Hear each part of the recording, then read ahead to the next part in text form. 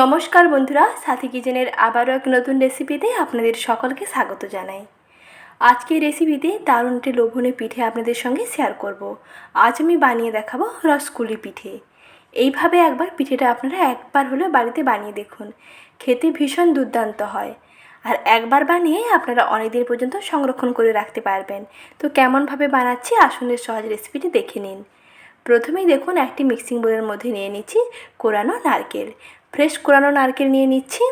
বেশ খানিকটা কোরানো নারকেল নিয়েছি। যতটা কোরানো নারকেল নেব তার অর্ধেক দিয়ে দিচ্ছি এখানে চিনি। আমি এখানে কোনো রকম পুর তৈরির ঝামেলা ছাড়াই পিঠেটা বানিয়ে দেখাবো। প্রথমেই দেখুন এই বাটি মাপ করে 2 বাটি কোরানো নারকেল নিয়েছি, সেই ক্ষেত্রে এখানে আমি 1 বাটি চিনি দিয়ে দিচ্ছি। চিনির সঙ্গে নারকেলগুলোকে মিশিয়ে রাখবো প্রায় 3 থেকে 4 মিনিট সময় নিয়ে।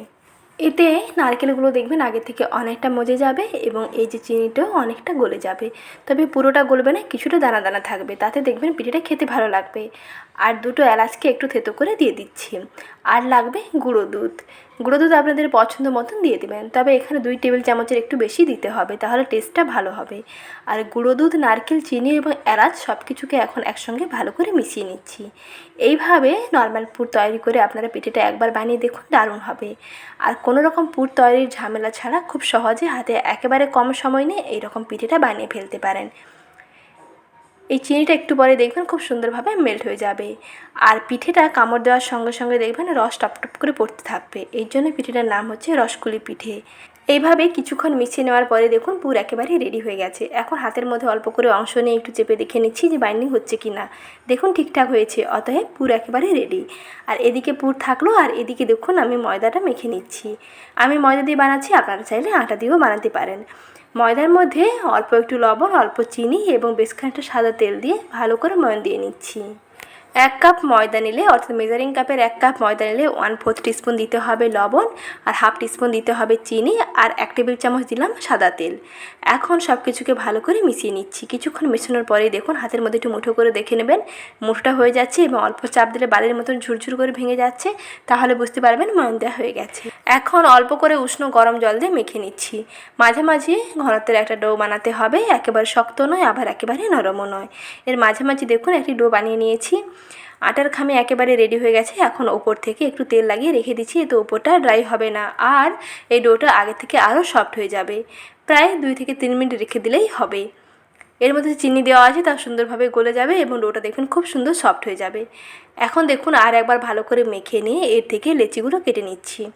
সাধারণত আমরা যেমন লুচি বানাই তার থেকে একটু বড় মাপের করে লেচিটা বানাতে হবে। এখন একটি করে লেচি নিয়ে প্রথমে একটি লুচি বানিয়ে নিচ্ছি। লুচিটা একেবারে পাতলা বানানোর দরকার নেই, মোটামুটি আবার খুব পুরুও দরকার নেই। মোটামুটি মাঝামাঝি দেখুন একটা লুচি বানিয়ে নিয়েছি। একদম পাতলাও নয় আবার একেবারে পুরুও নয়, মাঝামাঝি যেমন করে লুচি বানাতে হয় তেমনি করেই লুচি বানিয়ে নিয়েছি। এখন লুচি তৈরি হয়ে গেছে। এর মাঝখানে দেখুন এরকম নারকেলের পুর দিয়ে দিচ্ছি। নারকেলের পুর দিয়ে এরকম সাইডগুলোকে আটকে দেব। আর এখানে কোনো রকম জল দেওয়ার দরকার নেই, খুব সহজেই দেখবেন আটকে যাবে। আর যদি অসুবিধে মনে হয় তাহলে কিন্তু সাইডগুলোতে অল্প একটু জল লাগিয়ে দিতে পারেন, তাতে মুখটা খুব সুন্দরভাবে আটকে যাবে আর ভাজার সময় একটু খুলে যাবে না। অনেক সময় ভাজার সময় খুলে যায়, পুর ফেটে বেরিয়ে যায়। যদি সাইডগুলোতে অল্প করে একটু জল লাগিয়ে দেন তাহলে কিন্তু আর একেবারেই খুলবে না, মুখটা দেখবেন খুব সুন্দরভাবে আটকে যাবে। এখন দেখুন খুব সহজেই কিভাবে একটি ডিজাইন দিয়ে দিচ্ছি। প্রথমে এইরকম হাত দিয়ে খুব ভালো করে মুখটা আটকে নেবেন, তারপরে এক সাইড থেকে এইরকম নখ দিয়ে মুড়ে মুড়ে ডিজাইনটা দিয়ে দিতে হবে। একটু হাতের দিকে খেয়াল করুন, তাহলেই বুঝতে পেরে যাবেন। খুব সহজেই কিন্তু এই ডিজাইনটা দিয়ে নেওয়া যায়, কোনো রকম কষ্ট হবে না, খুব সহজেই দিতে পারবেন আর যে কেউ এটা বানাতে পারবে। আর আপনারাও বাড়িতে একবার এইভাবে ট্রাই করে দেখুন, দেখবেন খুব সহজেই বানিয়ে ফেলতে পারবেন। দেখুন বন্ধুরা কত সুন্দর লাগলো এই ডিজাইনটা। আর এই ডিজাইনটা কেমন লাগলো কমেন্ট সেকশনে অবশ্যই একবার হলেও জানাবেন। আর আপনারা বাড়িতে একবার ট্রাই করুন, খুব সহজে এইরকম একটি ডিজাইন দিয়ে নেওয়া যায়। পুলি পিঠায়ও এইভাবে ডিজাইনটা বানাতে পারেন। পুলি পিঠা বানাতে গেলে এই রকম ডিজাইন দিয়ে বানাবেন, দেখতে সুন্দর লাগে। এখন দেখুন পিঠে একেবারে রেডি। এক এক করে এইভাবে সমস্ত পিঠেগুলো বানিয়ে নিচ্ছি। দেখুন বন্ধুরা পিঠেগুলো দেখতে কতটা সুন্দর হয়েছে। এইভাবে আপনারা খুব সহজেই বাড়িতে একবার এই পিঠেটা ট্রাই করে দেখুন। আমি ময়দা দিয়ে বানিয়েছি, আপনারা চাইলে এখানে কিন্তু শুকনো চালের গুঁড়ি দিয়েও বানাতে পারেন। আর শীতকালে এই পিঠেটা একবার বানিয়ে অনেকদিন পর্যন্ত সংরক্ষণ করে খেতে পারবেন। এখন পিঠেগুলোকে এক এক করে ভেজে নিচ্ছি। তার জন্য কড়াইতে পরিমাণ মতন তেল ভালো করে গরম করে নিয়ে তেলের মধ্যে পিঠেগুলোকে দিয়ে দিচ্ছি। আর তেলটা মোটামুটি গরম করবেন, খুব বেশি গরম করলে কিন্তু পিঠেগুলো দেওয়ার সঙ্গে সঙ্গে এগুলো লুচির মতন ফুলকো হয়ে যাবে, তাতে কিন্তু ভালো লাগবে না। তার জন্য তেলটা একটু মাঝারি গরম থাকবে, মাঝারি গরম আঁচে রেখে তেলের মধ্যে পিঠেগুলোকে এক এক করে দিয়ে দেবেন।